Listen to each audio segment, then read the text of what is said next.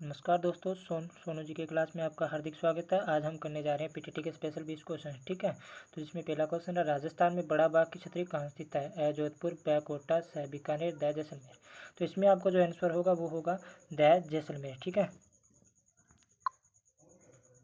और बात करूँ बड़ा बाघ की छतरी, तो बड़ा बाघ की छतरी है वो जैसलमेर के शासकों, जैसलमेर के जो भट्टी शासक हैं उनका शाही शमशान घाट है। ठीक है, और आपको कहीं बड़ा बाघ की जगह आपको बड़ली माता का मंदिर पूछ लें तो आपको क्या बताना है? नीकुंभ चित्तौड़गढ़ के अंदर है। ठीक है, और बड़ली से ही आपको याद रखना है बड़ला चौराहा। बड़ला चौराहा पूछे या बड़ली चौराहा पूछे तो भीलवाड़ा के अंदर है। ठीक है, आगे चलते हैं दूसरे क्वेश्चन की ओर। दूसरा क्वेश्चन है हमारा कि राजस्थान में सोने की हवेली कहाँ स्थित है? ए नवलगढ़, ब बिसाऊ, स महनसर और द मुकुंदगढ़।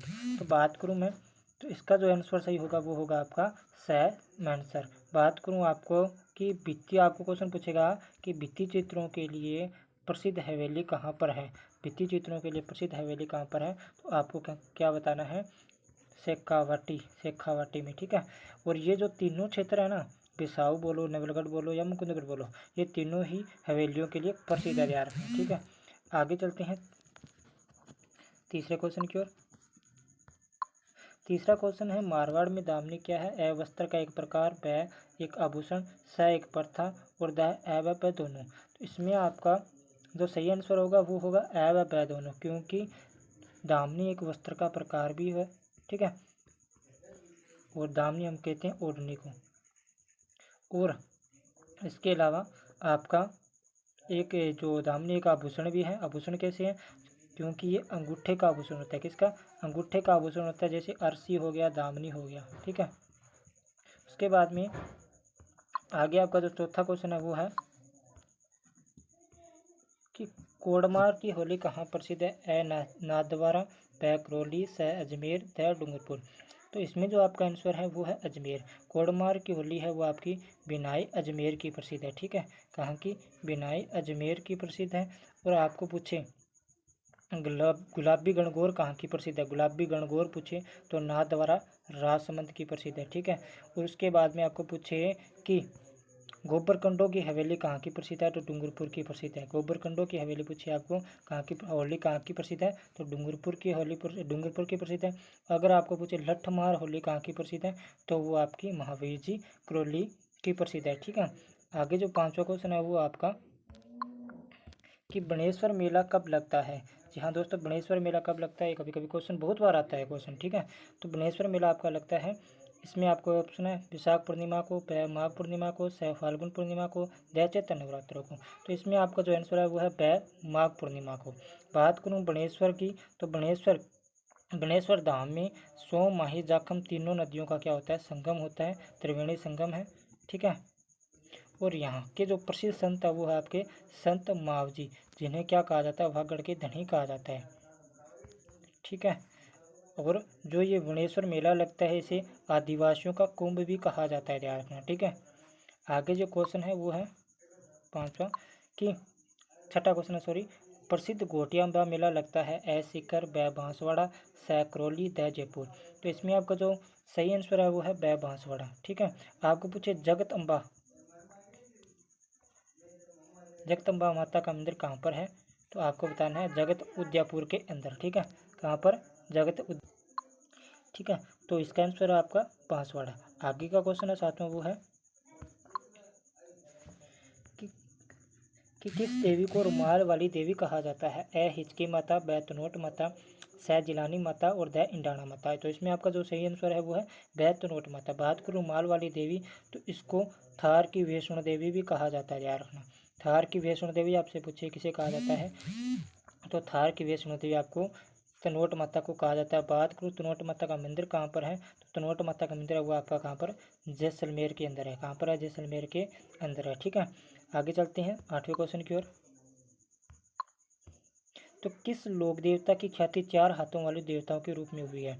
तो ध्यान रखना, ए ऑप्शन है आपका गोगा जी, ब ऑप्शन है आपका बाबू जी, स ऑप्शन है आपका कल्ला जी और द ऑप्शन आपका रामदेव जी। तो इसमें जो आपका सही आंसर है वो है कल्ला जी। उनको 4 हाथों वाले देवता क्यों कहा जाता है? क्योंकि 1567 ईस्वी में मेवाड़ का तीसरा शाखा हुआ था किसके समय? तीसरा शाखा हुआ था किसके समय हुआ था? राव उदय महाराज महाराणा उदय सिंह के समय हुआ था। ठीक है, किसके समय? महाराणा उदय सिंह के समय हुआ था। जब क्या हुआ, जो अकबर थे उन्होंने संग्राम बंदूक के द्वारा जयमल मेड़ता का पैर क्या कर दिया था? घायल कर दिया था, जिससे कल्ला जी ने क्या किया? जयमल मेड़ता को अपने कंधे पर बिठाकर उसके अकबर के विरुद्ध क्या किया था? युद्ध किया था। इसी कारण उनको 4 हाथों वाले देवता कहा जाता है, ध्यान रखना। आगे जो क्वेश्चन है 9वां वो है कि देवनारायण जी की पर डाक टिकट कब जारी किया गया? तो इसका जो आपका आंसर है वो है, पहले आपको ऑप्शन बता देता हूँ, ए 2019, प 1992, स 2013, द 2010। तो बात करूँ इसका आंसर है आपका 1992। ठीक है, ठीक है। आपको क्वेश्चन क्या पूछे? आपको क्वेश्चन पूछे कि विष्णु के अवतार किसे कहा जाता है? विष्णु के अवतार किसे कहा जाता है? तो ध्यान रखना, देवनारायण जी को कहा जाता है। और आपसे पूछे सबसे लंबी पढ़ किसकी है? सबसे लंबी पढ़ किसकी है? तो आपको बताना है देवनारायण जी की है। आपको पूछे कि देवनारायण जी का मंदिर कहाँ पर है? तो आप क्या बताएंगे? या तो आपको जोधपुर या टोंक देगा, या आपको हसिंद भीलवाड़ा देगा। ठीक है, उसके बाद में आपका 10वां क्वेश्चन है वो है कि राजस्थान में कुल कितने राज्यों की सीमा लगती है? राजस्थान में कुल कितने राज्यों की सीमा लगती है? तो इसमें आपका जो आंसर है वो है, पहले आपको ऑप्शन बता देता हूँ, ए 5, ब 4, स 3, त 2। तो इसमें आपका जो आंसर है वो है 5। ठीक है, कौन कौन से राज्य है? पहला है आपका पंजाब, जिसकी 89 किलोमीटर सीमा लगती है। दूसरा आपका हरियाणा, जिसकी 1262 किलोमीटर सीमा लगती है। ठीक है, तीसरा है आपका कौन सा? तीसरा आपका कौन सा है? तीसरा है आपका उत्तर प्रदेश, जिसकी 870 किलोमीटर सीमा लगती है, या 870 किलोमीटर सीमा लगती है। ठीक है, उसके बाद में आपका मध्य प्रदेश, जिसकी सीमा कितनी लगती है? जिसकी 1600 किलोमीटर सीमा लगती है। ठीक है, उसके बाद में आता है आपका गुजरात, जिसकी 1022 किलोमीटर सीमा लगती है। ठीक है, उसके बाद में अब मैं बात करूं तो कुल सीमा कितनी लगती है? कुल सीमा लगती है 4850 किलोमीटर। ठीक है, अब आगे का क्वेश्चन है वो है आपका 11वां क्वेश्चन है वो है कि निम्न में से असंगत बताएं। राजस्थान के प्रथम मुख्यमंत्री हीरालाल शास्त्री, राजस्थान के प्रथम विधानसभा अध्यक्ष नरोत्तम लाल जोशी, राजस्थान के वर्तमान लोक सेवा आयोग अध्यक्ष संजय क्षेत्रीय, उसके बाद में द इनमें से कोई नहीं। तो आपका आंसर है इनमें से कोई नहीं। इसमें इनमें से कोई भी असंगत नहीं है, सभी सही है। राजस्थान के प्रथम मुख्यमंत्री हीरालाल शास्त्री जो 1949 से लेकर 1951 तक रहे थे, ध्यान रखना। ठीक है, राजस्थान के प्रथम मनोनीत मुख्यमंत्री आपसे पूछे तो कौन थे? हीरालाल शास्त्री थे। उसके बाद में आपका जो 12वां क्वेश्चन है वो है कि राजस्थान वर्तमान स्वरूप में कब आया? 30 मार्च 1949, 26 जनवरी 1950, 1 नवंबर 1950, या 26 नवंबर 1950। तो इसमें आपका जो है सही आंसर है वो आपका 1 नवंबर 1950 को राजस्थान वर्तमान स्वरूप में आया। आपको पूछे कि राजस्थान दिवस कब मनाया जाता है? तो 30 मार्च को मनाया जाता है। आपको पूछे राजस्थान का विधिवत रूप से गठन कब हो गया था? ठीक है, तो इसका आपका आंसर 30 मार्च 1949 को। ठीक है, उसके बाद में आपका 13वां क्वेश्चन है वो है कि निम्न में से असत्य है। राजस्थान की कुल लंबाई 869 किलोमीटर, राजस्थान की कुल विधानसभा सीट 200, राजस्थान की उत्तर से दक्षिण और पूर्व से पश्चिम लंबाई क्रमशः 826, 869 है। ठीक है, यह है लिखना था, और द उपयुक्त सभी। तो इसमें आपका जो असत्य है वो आपका कौन सा है? 869, क्योंकि मैंने कुल लंबाई पूछी है, ऐसा नहीं पूछा। कुल लंबाई पूछा है मैंने, ऐसा नहीं पूछा है कि उसके उत्तर से पूर्व से पश्चिम लंबाई कितनी है। ठीक है, तो आपको इस प्रकार घुमाकर प्रश्न दे सकता है, ध्यान रखना। ठीक है, उसके बाद में आपका 14वां क्वेश्चन है वो है कि निम्न में से सुमेलित नहीं है। कुल स्थलीय सीमा 5920, अंतर्राष्ट्रीय सीमा 1070, अंतर्राज्यीय सीमा 4850, तटीय सीमा 7500। तो इसमें आपका जो आंसर जो सम्मिलित नहीं है वो है आपका तटीय सीमा। तटीय सीमा 7500 नहीं है। तटीय सीमा कुल कितनी है? तटीय सीमा आपकी 0, कितनी? 0 है, क्योंकि राजस्थान के साथ कोई तटीय सीमा नहीं लगती है, ध्यान रखना। ठीक है, आगे का जो 15वां क्वेश्चन है वो है आपका कि तीसरी सबसे राजस्थान की तीसरी सबसे ऊंची चोटी कौन सी है? ए शेर, ब क्रूसीकर, द देलवाड़ा और द अचलगढ़। तो इसमें आपका जो सही आंसर होगा वो होगा स देलवाड़ा। देलवाड़ा की कितनी लगती है सर? देलवाड़ा की लगती है आपकी 1442। ठीक है, कोई दिक्कत नहीं। उसके बाद में आपके शहर के पूछे 1597। ठीक है, ये दूसरी ऊंची चोटी है। पहली आपकी गुरु शिखर है, तीसरी आपकी देलवाड़ा है, चौथी आपकी अचलगढ़ है। ठीक है, और बात करूँ अचलगढ़ की, तो अचलगढ़ की लगती है 1380। ठीक है, उसके बाद में आपका जो 16वां क्वेश्चन है वो है कि राजस्थान का राज्य वाद्य यंत्र कौन सा है? तो इसमें आपका ऑप्शन है ए शहनाई, ब ढोल, स अलगोजा, द बांसुरी। तो इसमें आपका जो सही आंसर है वो है स अलगोजा। अलगोजा की बात करूँ तो ये कौन सा वाद्य यंत्र है? तत्वाद्य यंत्र, वाद्य यंत्र है, ध्यान रखना। ठीक है, और बांसुरी की बात करूँ तो ये सुशीर वाद्य यंत्र है। शहनाई की बात करूँ सुशीर वाद्य यंत्र है।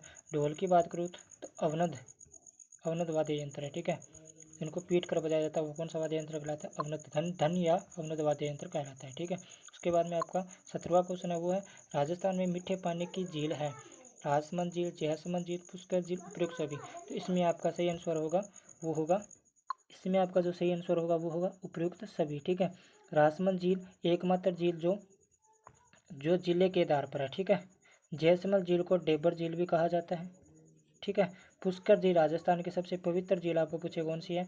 पुष्कर झील है, ध्यान रखना। ठीक है, उसके बाद में आपका 18वां क्वेश्चन है वो है कि राजस्थान में निम्न में से खारे पानी की झील नहीं है?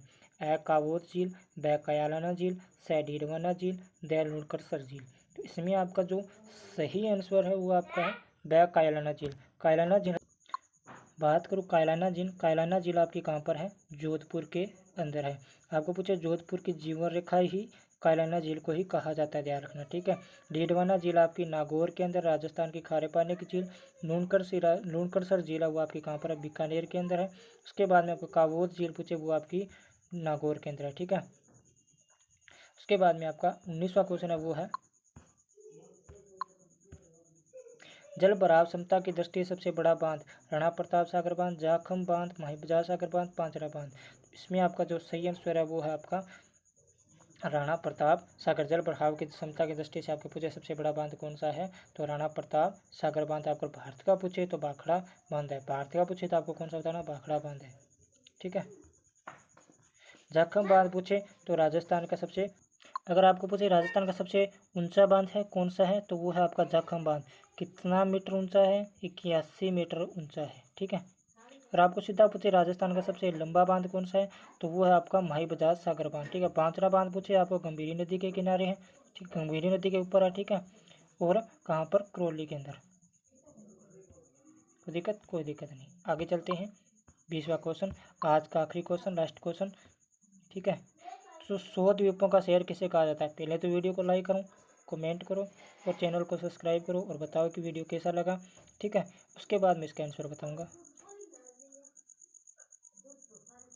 चलिए, इसका आंसर है 100 द्वीपों का शहर किसे कहा जाता है? पहले तो प्रश्न को पढ़िए। 100 द्वीपों का शहर किसे कहा जाता है? अयोध्यापुर, बांसवाड़ा, सह प्रतापगढ़ और द सिरोही।